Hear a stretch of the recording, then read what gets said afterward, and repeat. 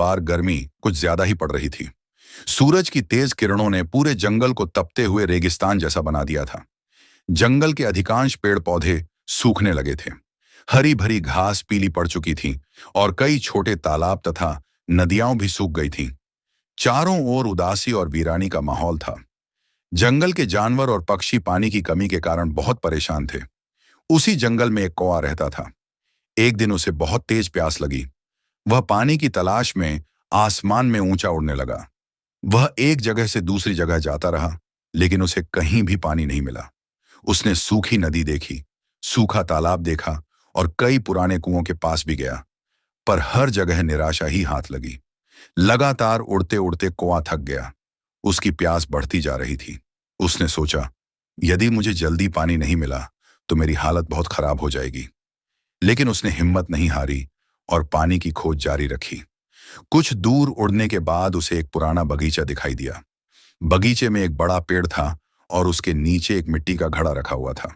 घड़े को देखकर कौवे की उम्मीद फिर से जाग उठी। वह तुरंत घड़े के पास पहुंचा और उसके अंदर झांक कर देखा। घड़े में सचमुच पानी था, लेकिन पानी का स्तर बहुत नीचे था। कौवे ने अपनी चोंच पानी तक पहुंचाने की कोशिश की, पर वह सफल नहीं हो पाया।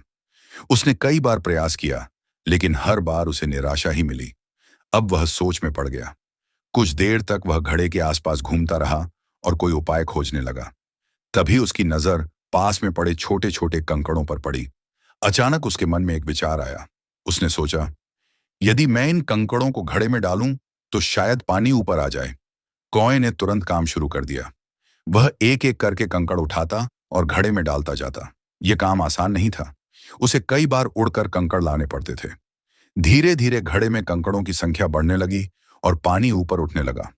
कौवा बिना थके लगातार मेहनत करता रहा। आखिरकार कुछ समय बाद पानी इतना ऊपर आ गया कि उसकी चोंच आसानी से पानी तक पहुंच सकती थी। कौवे ने खुशी खुशी पानी पिया और अपनी प्यास बुझाई। वह उड़ता हुआ एक आशी के पास पहुंचा, जो गहरी तपस्या में लीन थे। कौवा बार बार काम काम करके उनकी तपस्या भंग करने लगा। आर्ष ने आंखें खोलीं और क्रोधित हो गए। उन्होंने कौवे को दंड दिया।